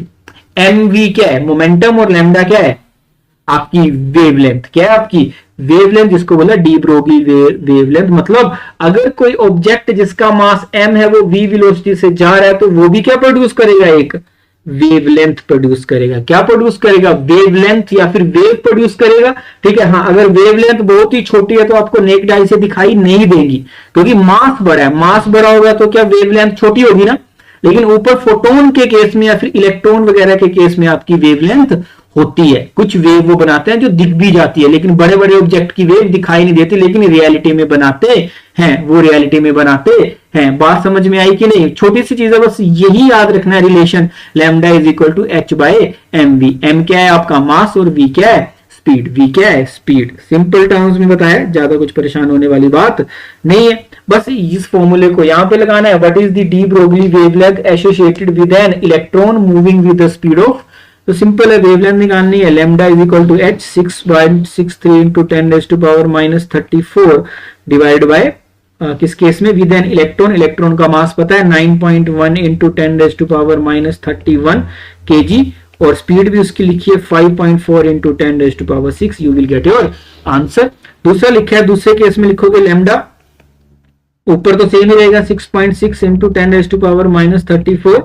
अब मास कितना है, बॉल का मास है 1.150 इंटू 10⁻3 केजी में कन्वर्ट कर दिया, और स्पीड कितनी है 30, स्पीड कितनी है 30। सिंपल सोल्व करोगे, लैम्डा इसका ज्यादा आएगा ऊपर वाले इलेक्ट्रॉन का, उसका नीचे वाले का कम आएगा, नीचे वाले का कम आएगा, तभी आप बोलोगे कि जब मास ज्यादा होगा तो आपको वेव तो दिखाई देगी ही नहीं, क्योंकि उसकी वेवलेंथ बहुत ही कम होगी, लेकिन इलेक्ट्रॉन के केस में या फिर छोटे छोटे पार्टिकल्स के केस में दिखाई देने लग जाती है। बहुत ही अच्छी चीज है डी ब्रोगली हाइपोथेसिस, मतलब इतना आपको डीप डाइव नहीं करवाया है, लेकिन इतना समझ में आता है कि एक अच्छी चीज है जो बता रही है कि आपका मैटर भी वेव की तरह चलते हैं। मतलब जहां से सब कुछ अभी डिफरेंट तरीके से पढ़ना स्टार्ट किया था, एंड में आके वो मिल गया आपस में।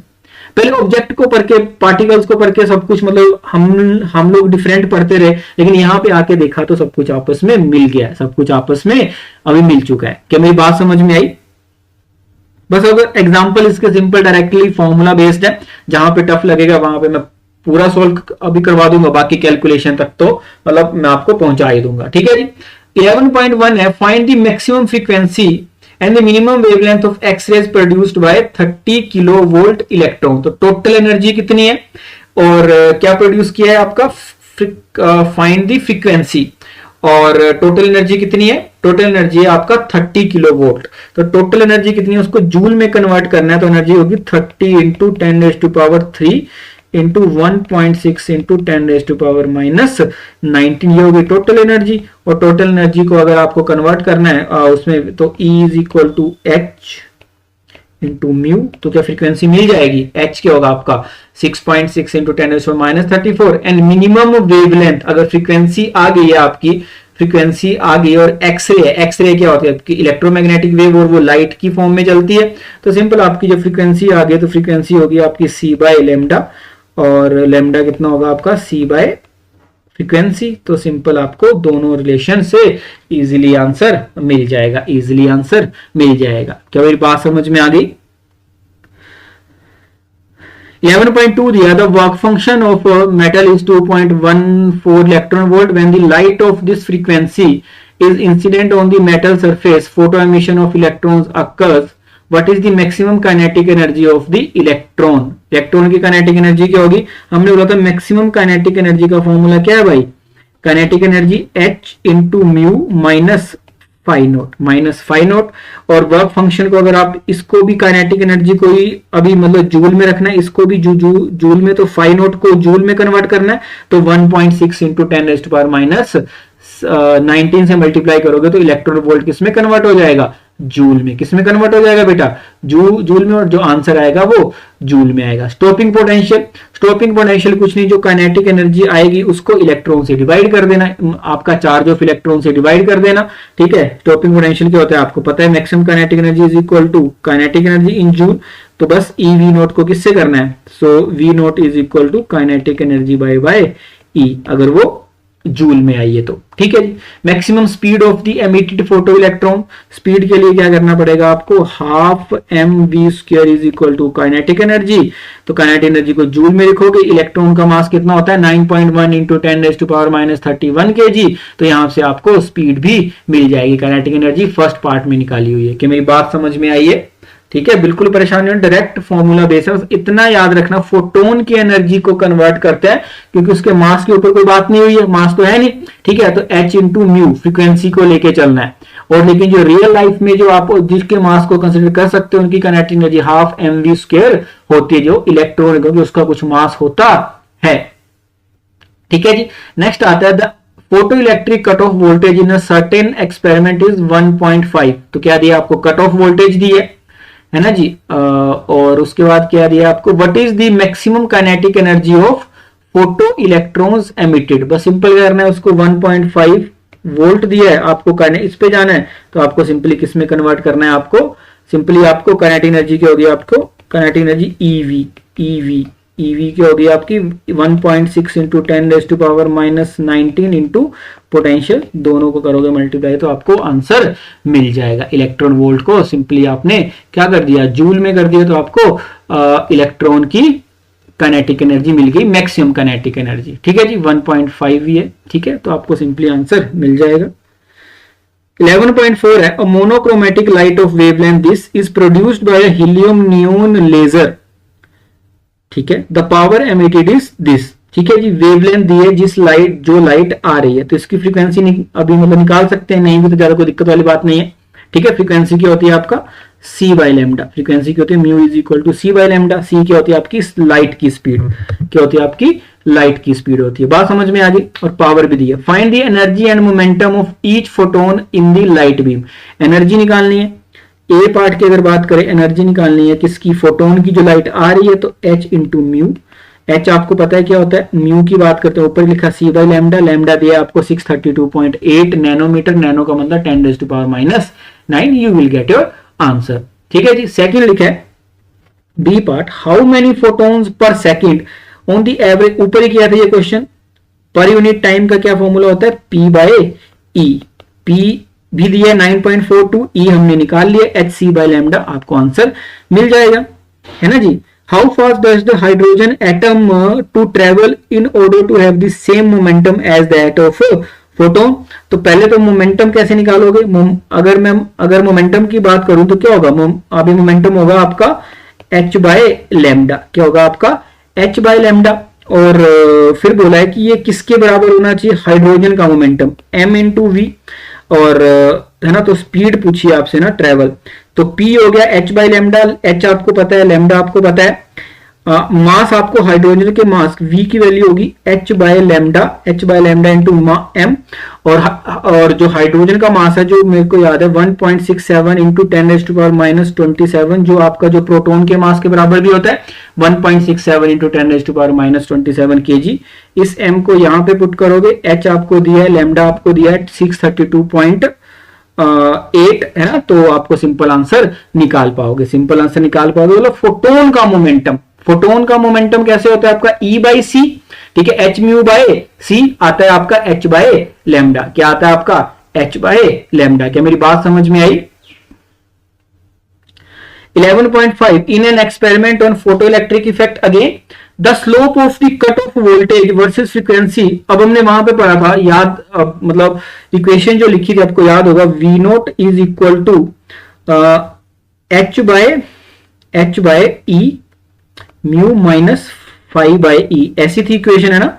तो ये है आपका स्लोप, ये है आपका स्लोप। तो यहां से आप h बाई ई की वैल्यू कितनी है, 4.12 इंटू 10⁻⁻15 वोल्ट, ये इसकी वैल्यू दी है इन्होंने h, तो h की वैल्यू यहां से निकाल सकते हो इजीली।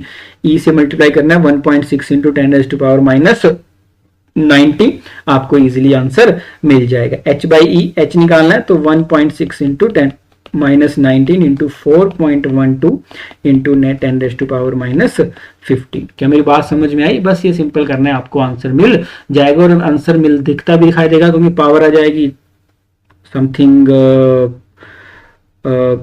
-34, और वो 6.6 तो हम कर ही रहे हैं, तो 4 का 1.5 सेम ही आएगा आंसर, है ना। 11.6 the threshold frequency of a metal is 3.3 into 10 frequency दी है। ठीक है, if light frequency of 8.2 into 10⁻14 hertz is incident on the metal, predict the cut off voltage for the photo electric emission. तो क्या होती है cut off voltage, cut off voltage होती है आपकी, अगर याद होगा थोड़ा सा भी, कट ऑफ वोल्टेज होती है E V note is equal to h mu, mu क्या है आपका अभी दी है, ये आपकी क्या है जिससे लाइट आ रही है, minus h into mu naught. ठीक है, तो ये जो फ्रीक्वेंसी है, ये म्यू जो है वो क्या है आपका 8.2 इंटू 10⁻14, और जो म्यू नोट है वो 3.3 इंटू 10⁻14। h आपको निकालना आता है, e आपको पता है क्या, सिंपल v नोट की वैल्यू आ जाएगी। ठीक है, जो आइंस्टीन इक्वेशन है वो आपके दिमाग में छपी होनी चाहिए। के ई मैक्सिमम को ए क्या लिख सकते हैं हम, ई वी नोट भी लिख सकते हैं, ई वी नोट भी लिख सकते हैं। ठीक है जी, इसमें कंफ्यूज नहीं होना। ई वी नोट क्यों लिखा है, E V note kinetic energy है मैक्सिमम, कहीं पे काइनेटिक एनर्जी पूछ रहा है, कभी ईवी नॉट की फॉर्म में लिखना है तो शेषा रखना काई के max is equal to E V nought. E V nought ये भूलना नहीं है जरा भी, ठीक है। यही तो ट्रिक है कि क्या पूछा है, क्या पूछ रहा है बार बार वो, ठीक है। जब ऊपर करते थे, जब वो स्टॉपेज या फिर बैकवर्ड पोटेंशियल था, ठीक है, वो कितना था वी नॉट, और ई वी नॉट क्या काम क्या करता था, total kinetic maximum kinetic energy को रोकने की, ताकि वो जो चार्ज है वो दूसरी प्लेट पे पहुंच ही ना पाए, दूसरी प्लेट पे पहुंच ही ना पाए। क्या मेरी बात समझ में आई है कि नहीं? The work function for a certain metal is 4.2 electron volt. Will this metal give a photoelectric emission for incident radiation of wavelength this. तो आपको क्या करना है बेसिकली, अगर वर्क फंक्शन दिया है आपका 4.2 इलेक्ट्रॉन वोल्ट, ठीक है जी। अगर आपको फोटोन की एनर्जी निकालनी है, फोटोन की एनर्जी क्या होगी आपका h इंटू म्यू, और फोटोन की एनर्जी निकालने का मतलब है आएगी आपका h into c by lambda, और लेमडा आप यहाँ पे कितना दिया है आपका बेसिकली 330 नैनोमीटर दिया है। वैल्यू पुट करोगे, अगर E की वैल्यू अब ओके इलेक्ट्रॉन वोल्ट की फॉर्म में निकालनी है तो डिवाइड बाय E भी कर दो, 1.6 इंटू 10⁻⁻⁹ ये आप करोगे और इसकी वैल्यू 4.2 से कम आएगी और इस क्वेश्चन में आएगी, तो आपका बेसिकली कोई भी इलेक्ट्रॉन अभी निकलेगा ही नहीं। लेकिन फोटोन के पास मिनिमम एनर्जी कितनी है आपकी, थ्रेशोल्ड से भी कम, थ्रेशोल्ड से भी कम, मतलब वो इलेक्ट्रॉन को बाहर निकाल ही नहीं पाएगा, कोई भी इलेक्ट्रॉन बाहर निकलेगा नहीं। कि मेरी बात समझ में आई? सेकंड देखोगे आप, light of frequency this is incident on from metal surface, electrons with the maximum speed are ejected from the surface, what is the threshold frequency for the photo emission of, है ना। Light क्या है, अगर आपने क्या पूछा, इन्होंने दिया है incident on metal surface with maximum speed, तो बाहर कौन निकला, इलेक्ट्रॉन, है ना। तो अगर 11.8 को देखोगे तो kinetic energy maximum half m v square, बात समझ में आ गई, is equal to maximum kinetic energy h mu minus पूछा गया minus threshold frequency h mu naught, बात समझ में आ गई। अब half m v square, half mass of electron 9.1 into 10⁻⁻31, speed दी है 6 इंटू 10⁻5 होल स्क्वायर, h आपको पता है, म्यू यहां पे दिया है कितना 7.21 into 10⁻14 minus mu naught, h की वैल्यू पता है, म्यू एक अननोन है आपको, क्या इस इक्वेशन से एक अननोन निकाल लोगे, एक अननोन निकालोगे। हमेशा याद रखना कहीं पे kinetic energy h mu photon के लिए जिस लाइट आ रही है वो दे किसको रही है, इलेक्ट्रॉन को, ठीक है। तो तब वहां पे हाफ एम वी स्क्वायर हम यूज कर रहे हैं, इसीलिए half m v square use कर रहे हैं, क्योंकि इलेक्ट्रॉन का मास होता है इलेक्ट्रॉन का मास होता है।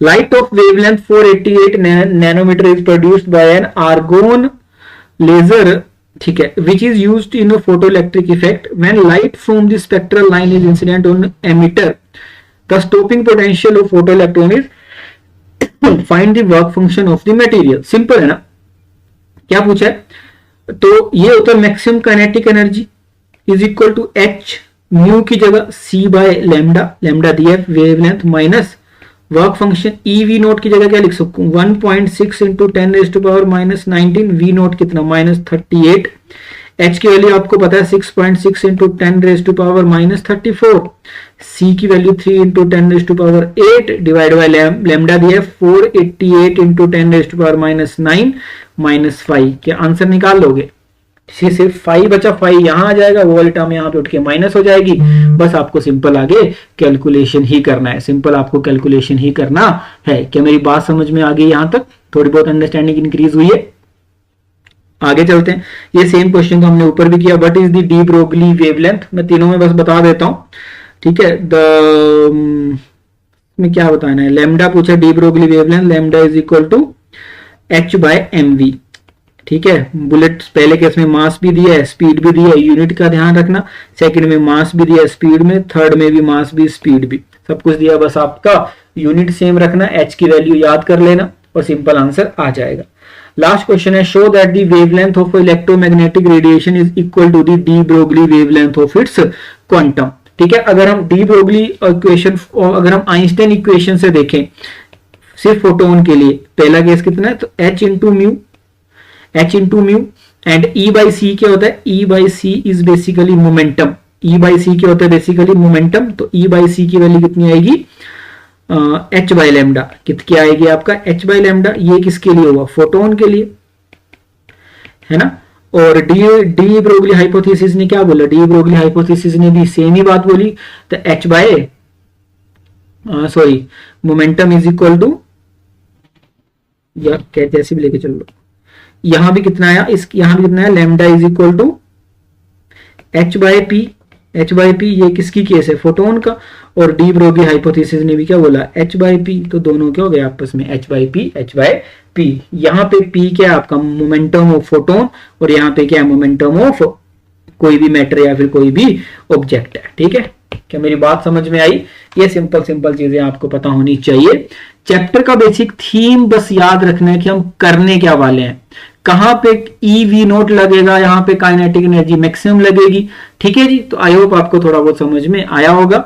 अगर आपको थोड़ा सा भी कंटेंट अच्छा लगा तो आप मेरे चैनल को सब्सक्राइब कर सकते हो, आप लाइक बटन दबा सकते हो, आप कमेंट कर सकते हो, फिर और फीडबैक भी दे सकते हो, जैसा आपको ठीक लगे। ठीक है जी, thank you so much, take care, bye bye.